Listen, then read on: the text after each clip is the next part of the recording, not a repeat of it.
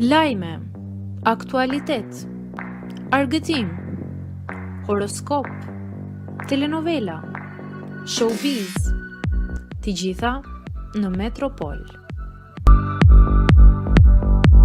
Bëni subscribe në faqen Alfred Zako shpjegon çfarë ndodh me njeriu 40 ditë pas vdekjes.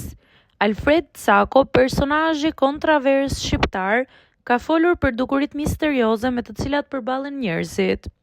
I pyetur nga moderatori Albano Bogdo nëse beson në fantazma dhe çfarë janë ato, Zako ka thënë se fantazmat ekzistojnë, por janë ndryshe nga çfarë imagjinon mendja njerëzore. Sipas tij, fantazmat mund të shfaqen vetëm me anë të meditimit apo nëse marrin leje nga krijuesi. Gjithashtu, ai thotë që 40 ditë pasi kanë vdekur njeriu vdes fizikisht, trupi i tyre astral mund të rikthehet dhe të jetojnë në një shtëpi të përkohshme në qiell që quhet Devakan, para se të ikin në Nirvan. Prandaj kujtohen edhe 40 ditët se ka dije që pas 40 ditëve trupi astral komunikon me elementet e tjerë shpirtëror që jetojnë në Devakan dhe i njofton se trupi fizik nuk gjendet gjikundi dhe ata largohen për në Nirvan.